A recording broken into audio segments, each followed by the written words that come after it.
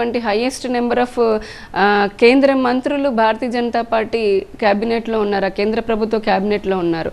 ఈ రోజున ఒక దళిత మహిళ రాష్ట్రపతి అంటే highest honour for any country ఉన్నటువంటి దాంట్లో ఈ రోజున దళిత మహిళని ఇచ్చారు.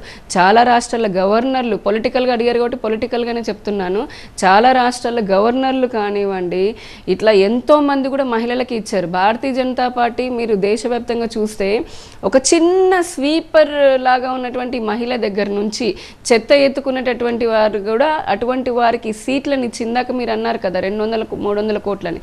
కొన్ని చోట్ల నిజంగానే అలా ఉంది, కానీ దేశం మారుతూ ఉంది.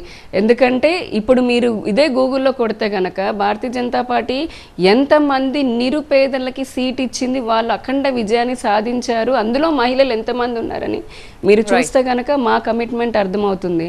రెండోది డిఫెన్స్కి సంబంధించిన అన్నారు. డిఫెన్స్కి సంబంధించి కూడా ఈ 75 సంవత్సరాల్లో అంటే మైనస్ కాసేపు భారతీయ జనతా పార్టీని పక్కన పెడితే 65-70 సంవత్సరాల కాలంలో కొన్ని రక్షణ రంగం కానివ్వండి, స్పేస్కి సంబంధించి ఎక్కడ కూడా మహిళలకి ప్రాధాన్యత ఇవ్వనే లేదు అంతకు ముందున్న కేంద్ర ప్రభుత్వాలు. కానీ మొన్న చంద్రయాన్ చూడండి, స్పేస్కి సంబంధించి కోవిడ్ వ్యాక్సిన్ సమయం చూడండి, ఈ రోజున డిఫెన్స్లో హయ్యెస్ట్ ర్యాంక్స్లో కూడా మహిళలే ఉన్నారు. మొన్నే మనం జనవరి 26 కూడా చూసాము, త్రిదళానికి మొత్తం కూడా మహిళలు ఉన్నటువంటి వారితోటి విన్యాసాలు కూడా చేయడం జరిగింది. ఇంకొక పక్క నిధుల గురించి అడిగారు, ఫండింగ్ గురించి అడిగారు. భారతీయ జనతా పార్టీకి 6,000 కోట్లు వచ్చిందని అంటున్నారు.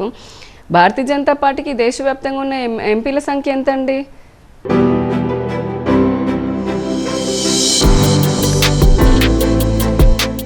Luxury is now becoming a need rather than something that you aspire to be.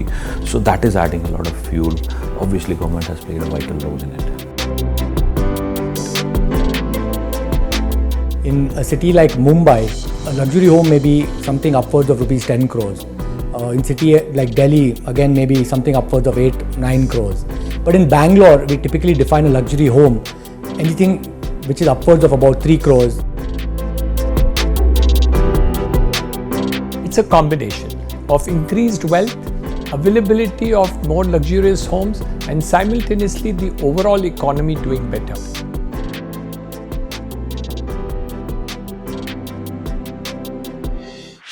This and more. Streaming on News 9 Plus. 303 ఎంపీలు ఉన్నారు. ఎన్ని రాష్ట్రాల్లో అధికారంలో ఉంది? దాదాపుగా 20 రాష్ట్రాల పైన అధికారంలో ఉన్నాము. ఇన్ని రాష్ట్రాల్లో అధికారంలో ఉన్న పార్టీ, ఇంతమంది వందల సంఖ్యలో ఉన్న ఎంపీలు ఉన్నటువంటి పార్టీకి ఆ నిధులు వచ్చాయి. రెండో పాయింట్, ఇక్కడ మీరు నమో యాప్లో కనుక ఓపెన్ చేసి చూస్తే భారతీయ జనతా పార్టీకి బాండ్ల రూపంలో కానీ డొనేషన్ల రూపంలో కానీ ఇచ్చేటప్పుడు కేవలం పార్టీ ఫండ్ రూపంలో ఇవ్వదు. సమగ్ర శిక్ష అభియాన్ కని కానీ, లేదంటే బేటీ బచావ్ బేటీ పడావ్ అని, లేకపోతే కనుక మహిళల కోసం అని చెప్పని, మరుగుదొడ్లు కట్టడం కోసం అని అందులో స్పెసిఫిక్గా మీకు కావాలంటే ఓపెన్ చేసి చూపిస్తాను, ఇప్పుడు ఈ స్క్రీన్లో చూపిస్తాను. దాంట్లో అలా పారామీటర్స్ పెట్టారనమాట. సో ఇచ్చే రూపాయి భారతీయ జనతా పార్టీకి అని వచ్చినా అది సమాజ సేవ కోసమే వెళ్తుంది. రెండోది, ఫైనల్గా చెప్పాలంటే మరి నరేంద్ర మోదీ గారు ఓన్లీ స్వీట్లు పంచుతున్నారని అన్నారు. ఒక్కసారి మీ చేతిలో ఇప్పుడు ప్రపంచం అరచేతిలోనే ఉంది కాబట్టి 2014 నుంచి 24 వరకు డిఫెన్స్ రంగానికి సంబంధించి భారతీయ జనతా పార్టీ కేటాయించిన నిధులను చూడండి.